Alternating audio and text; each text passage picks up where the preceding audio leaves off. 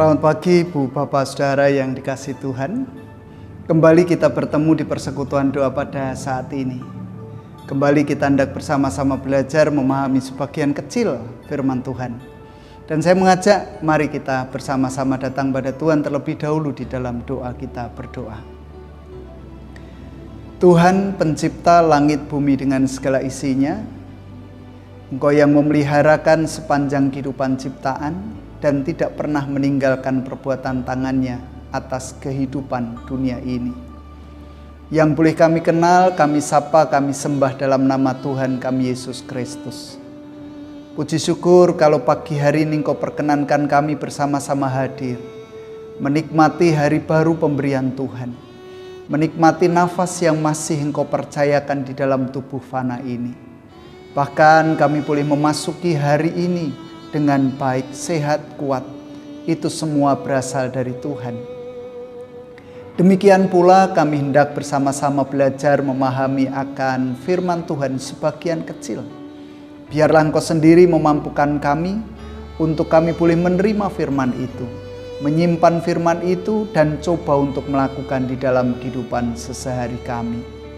Hamba-Mu yang penuh dengan keterbatasan, biarlah Engkau mampukan boleh berkata-kata sesuai dengan kehendak Tuhan sendiri. Inilah ibadah kami, inilah bakti kami. Hanya di dalam nama Tuhan kami Yesus Kristus kami berdoa. Amin. Ibu, Bapak, Saudara yang dikasihi Tuhan, pagi hari ini kita hendak bersama-sama belajar dari kitab Perjanjian Lama, yaitu kitab Nabi Hagai. Hagai 1 ayatnya yang ke-9 bagian bawah. Hagai 1 ayat yang ke-9 bagian bawah. Demikian firman Tuhan untuk kita. Oleh karena rumahku yang tetap menjadi reruntuhan, sedang kamu masing-masing sibuk dengan urusan rumahnya sendiri. Saya ulang supaya menjadi jelas bagi kita semua. Oleh karena rumahku yang tetap menjadi reruntuhan, sedang kamu masing-masing sibuk dengan urusan rumahnya sendiri. Saudara-saudara yang dikasihi Tuhan, kadangkala di dalam kehidupan saya berpikir, apakah salah ketika saya bekerja, ketika saya memperoleh sesuatu, baik dari instansi maupun dari orang lain personal, lalu saya menggunakan berkat itu untuk kepentingan diri saya sendiri,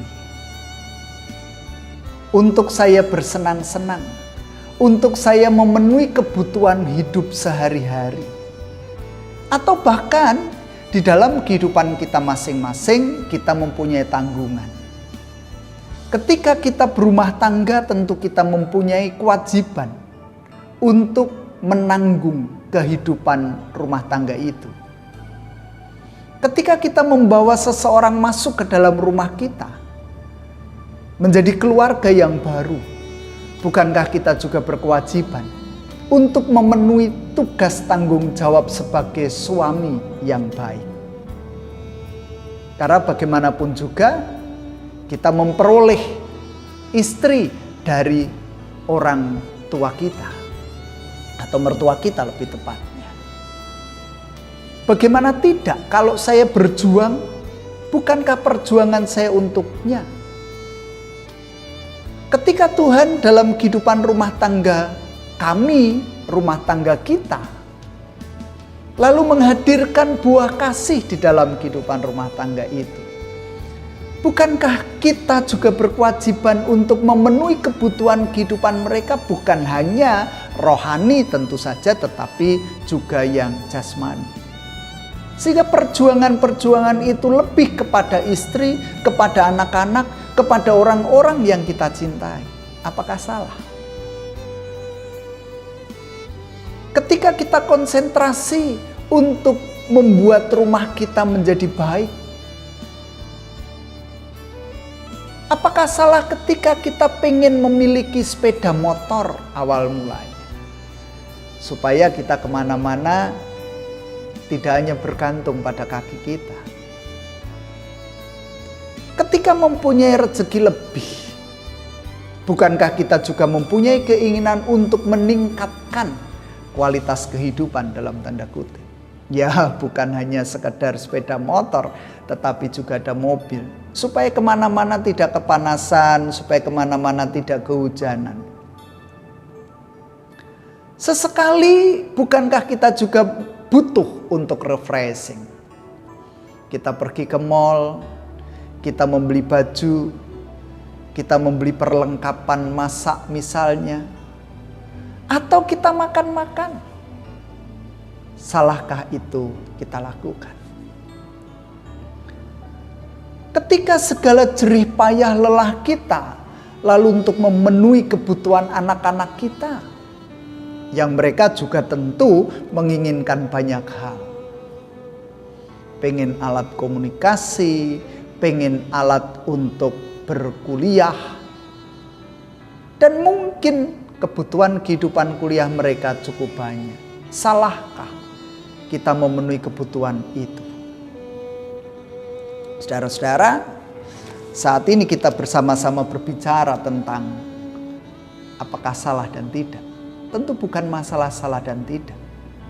Tetapi bagaimana kita mengingat sabda Tuhan yang pagi hari ini diberikan kepada kita. Sebuah teguran yang disampaikan kepada kita. Tidak salah kok.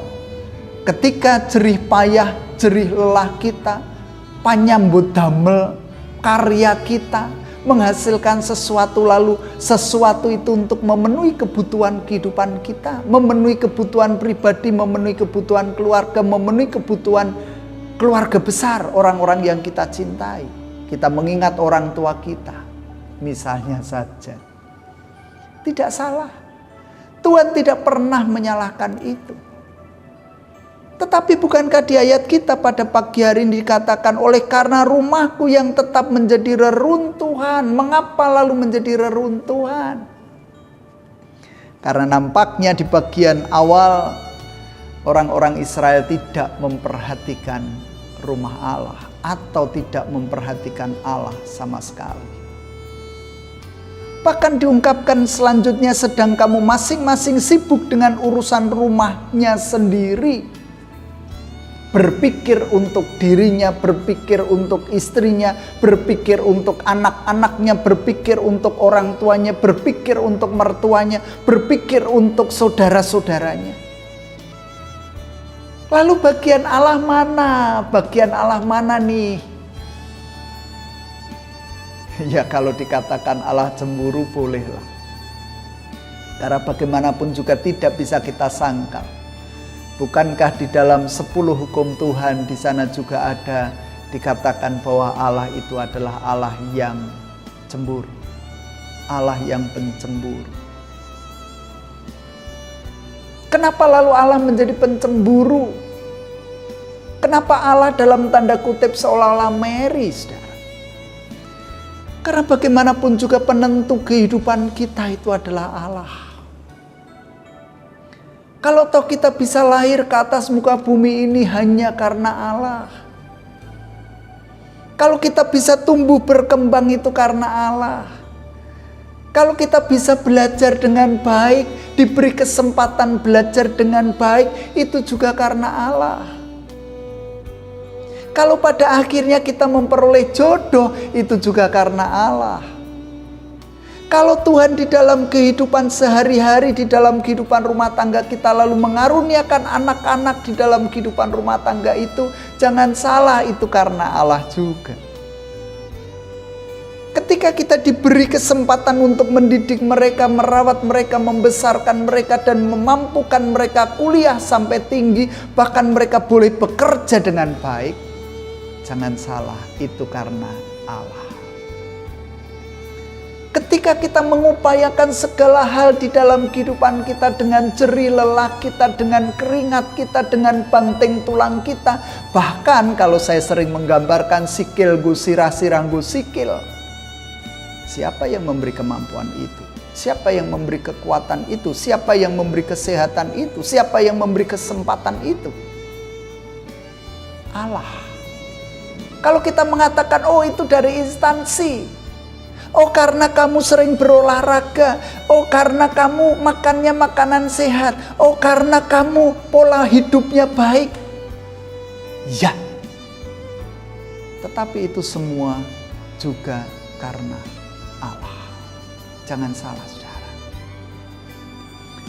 Sehingga Allah tidak pernah menyalahkan kita ketika kita memenuhi kebutuhan kehidupan. Tetapi jangan pernah lupakan Allah dalam kehidupan kita, saudara. Karena segala sesuatunya berasal dari Allah. Dan jangan salah pula, Allah sanggup mengambil semuanya itu dari kehidupan kita ketika kita melupakan Allah. Kalau di ayat ini memang digambarkan bagaimana rumah Allah itu menjadi reruntuhan. Rumah Allah itu tidak terpelihara. Karena apa? Karena kita mengabaikan Allah. Kita menomorduakan Allah. Kalau di hari Minggu kemarin kita bersama-sama diingatkan bagaimana kita mengikut Tuhan. Kalau kita sudah siap sedia untuk mengikut Tuhan, artinya kita harus menomorsatukan Tuhan. Karena dialah yang berhak atas kehidupan kita. Sehingga saudaraku, kembali, Allah tidak menuntut banyak dari kita. Kita diberi kesempatan banyak oleh Tuhan. Saat kita bangun pagi hingga sampai malam hari kita bekerja, kita diberinya kekuatan, kita diberi kesehatan, kita diberi kemampuan untuk mengunyah sesuatu sehingga memampukan tubuh kita menjadi sehat. Kita mengingat karya Tuhan di dalam kehidupan kita. Sehingga ketika semuanya itu terjadi dan membuahkan hasil, jangan pernah lupakan Allah. Allah mendapatkan bagian tentu saja dari hasil karya kita, yang itu semua juga berasal dari Tuhan. Paling tidak tentu saja kita diajak untuk mensyukuri akan setiap nikmat karunia itu. Yang kadangkala yang seperti itu pun luput dari perhatian kita. Kalau ditanyakan seberapa banyak waktu kita yang kita gunakan untuk memuji memuliakan nama Tuhan dalam satu hari. Pernahkah kita menyisihkan waktu untuk puji-pujian? Pernahkah kita menyempatkan waktu untuk bersaat teduh? Pernahkah kita menyempatkan waktu untuk sekedar berhenti sejenak, hening sejenak, untuk mengingat segala karyanya yang begitu agung bagi kehidupan kita? Pernahkah kita menyempatkan diri untuk sekedar berdoa, bersyukur atas semuanya itu? Ya, tentu kita sering berdoa. Kita sering bersyukur. Tetapi kembali kita diingatkan bagaimana kita menyisihkan waktu untuk Tuhan. Menyisihkan harta benda kita untuk Tuhan. Menyisihkan tenaga kita untuk Tuhan. Menyisihkan kemampuan kita untuk Tuhan. Jangan lupakan itu karena segala sesuatunya berasal dari Dia. Pernahkah kita juga berpikir, kalau selama ini, ya bukan hanya GKJ Purbalingga, tentu banyak gereja yang mengalaminya. Ketika majelis selesai bertugas, di sana seringkali ada tulisan belum dapat penggantinya.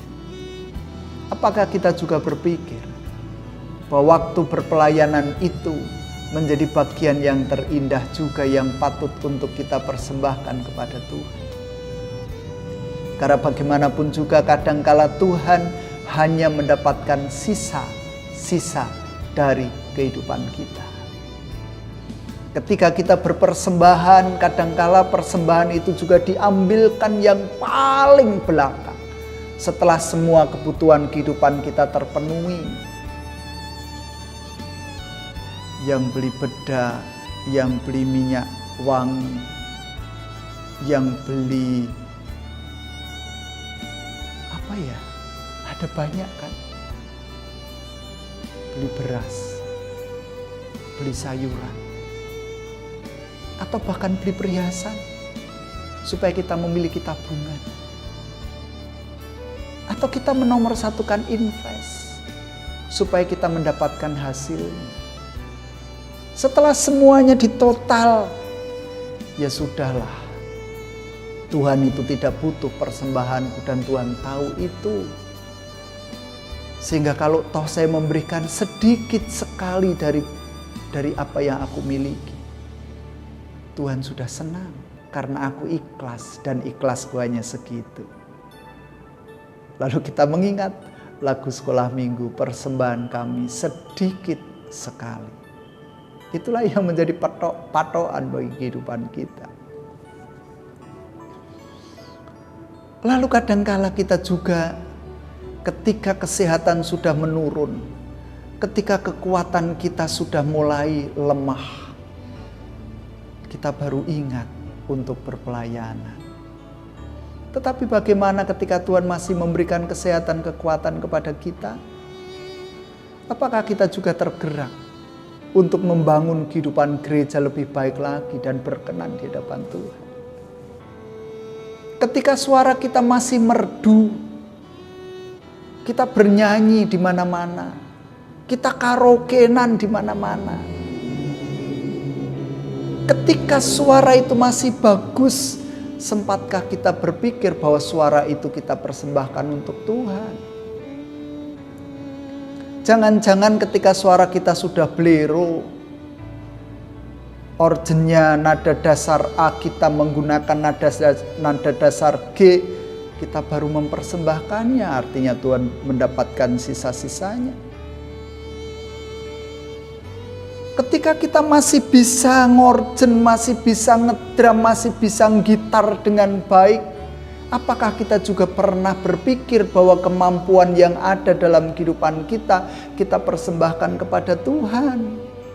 Atau jangan-jangan ketika kita sudah dredeg, ketika kita sudah tidak mampu apa-apa, lalu kita mengingat bahwa kita memiliki kemampuan untuk melayani Tuhan. Dan oleh karena itu jangan salahkan Tuhan kalau Tuhan sewaktu-waktu mengambil semuanya itu daripada kita. Sehingga kita tidak mampu apa-apa lagi. Bahkan mungkin kita tidak diperkenan oleh Tuhan. Sehingga kembali mengingat apa yang Tuhan berikan pada pagi hari ini. Oke. Tuhan tidak melarang semuanya, Tuhan tidak menyalahkan semua upaya baik kita. Tetapi ingatlah Penciptamu. Jangan sampai rumahku itu menjadi reruntuhan.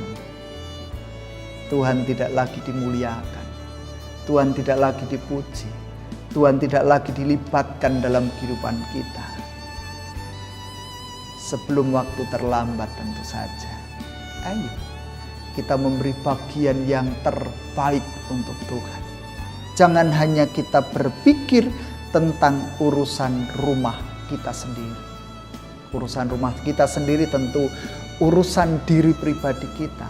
Urusan rumah tangga kita, urusan istri kita, urusan anak-anak kita, urusan saudara-saudara kita. Semua bisa terjadi, semua bisa berlangsung hanya karena Tuhan. Kita perlu mengutamakan Tuhan dalam kehidupan ini. Supaya apa?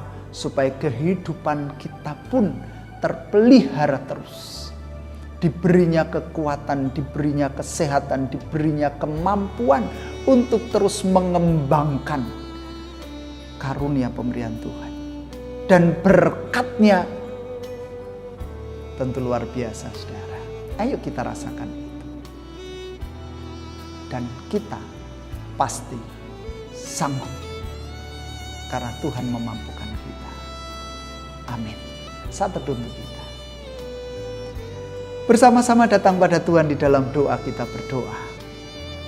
Saat ini Engkau mengingatkan kami semua betapa pentingnya kami mengutamakan Engkau ya Tuhan. Karena Engkaulah yang berkuasa atas semuanya. Engkaulah yang memiliki kehidupan kami. Engkau berhak atas hidup mati kami. Sehingga Engkau pun berhak menerima pujian, menerima doa, menerima pelayanan dari kami. Tuhan, kami merasa lemah, ringkih, rapuh, tak berdaya. Tetapi kami yakin pada saat kami mempunyai niat, kami mempunyai semangat, semuanya itu bisa terjadi. Dan Engkaulah yang memampukan kami untuk menindaklanjuti apa yang Engkau firmankan pagi hari ini. Dan pagi hari ini pun kami boleh mengingat banyak saudara kami yang menderita sakit. Ada tangisan di sana, ada air mata di sana, ada permohonan di sana. Tuhan, Engkau mendengar. Engkau memperhatikan. Engkau mengangkat sakit penyakit itu dalam tubuh saudara-saudara kami. Dan kami percaya bahwa mukjizat-Mu bukan hanya terjadi pada waktu itu, tetapi hingga sampai saat ini. Sesuai dengan apa yang Kau kehendaki. Kami berdoa untuk para adioswo. Engkau memberikan umur yang cukup panjang untuk mereka. Tetapi kadangkala di umur yang semakin panjang, semakin tua, mereka berpisah dengan anak, cucu, buyut yang bertempat tinggal jauh, sehingga mengalami kesepian. Dan di tengah-tengah kesepian kadangkala ada halusinasi yang bermacam-macam yang kadangkala menakutkan kehidupan mereka ya Tuhan. Kami hendak serahkan adioswo kami ke dalam tangan kuasa-Mu ya Tuhan. Engkau urapi karya Roh Kudus-Mu nyata dalam kehidupan mereka. Engkau bungkus mereka semua dengan kuasa darah-Mu ya Yesus. Sehingga mereka masih tetap berpegang pada gagang salib itu dan tidak mereka lepaskan. Engkau menghalau halusinasi itu ya Tuhan. Biarlah bayangan-bayangan yang ada, bayangan Kristus yang hadir menyapa mereka. Membisikkan kata-kata aku menyayangimu anakku. Tuhan, kami juga berdoa untuk setiap keluarga. Kami yang berupaya untuk menghidupi keluarga kami, mampukan kami memeliharanya di dalam takut akan Engkau. Kami boleh memenuhi tanggung jawab kami, juga kami boleh mengingat Engkau bahwa Engkaulah yang memberikan kesempatan kepada kami untuk menghidupi keluarga itu. Kami juga berdoa untuk anak-anak pemberian Tuhan, baik yang ada di Purbalingga maupun di tempat yang jauh. Kami senantiasa memohonkan berkat itu di hadapan Tuhan. Mereka di luar pengawasan kami secara langsung ya Tuhan, tetapi kami tahu bahwa Engkau pengawas yang baik untuk anak-anak kami. Engkau menjagai mereka dari setiap kemungkinan jahat. Engkaulah yang mengendalikan emosi dan nafsu mereka, sehingga mereka tetap terjaga imannya dan tetap berpegang pada keyakinan bahwa Yesuslah Juru Selamat bagi hidupnya. Terima kasih Tuhan. Setiap upaya mereka untuk memperbaiki kehidupannya, untuk mencapai cita-citanya, untuk belajar lebih gigih lagi, untuk mencari tempat pijakan pekerjaan, bahkan untuk menemukan jodoh pemberian Tuhan. Tuhan pula yang mengiring, mengawal, menyertai sepanjang kehidupan mereka. Jangan biarkan mereka salah pilih, jangan biarkan mereka salah jalan ya Tuhan. Kami boleh mengakhiri serangkaian ibadah kami, dan biarlah doa pribadi kami tertuju kepada Tuhan.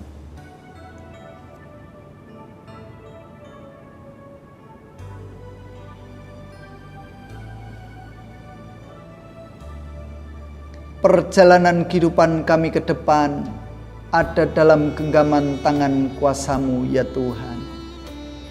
Ampuni setiap dosa pelanggaran kami, dan inilah syafaat-syafaat kami yang kami naikkan demi nama Putra-Mu yang tunggal, Tuhan kami Yesus Kristus. Amin. Demikian Ibu Bapak Saudara yang bisa kita lakukan pada pagi hari ini. biarlah kita terus memiliki semangat juang yang tinggi. Kita berproses bersama, kita saling bergandengan tangan, jangan pernah lepaskan. Kita sehati sepikir di dalam kasih Kristus, dan percayalah, Kristus sendiri yang memampukan kita menjalani hari-hari panjang kita dengan baik. Sekali lagi, ayo kita utamakan Tuhan, supaya Tuhan terus berkarya, terus melindungi, terus memberkati kita dengan limpahnya. Tuhan memberkati kita. Amin.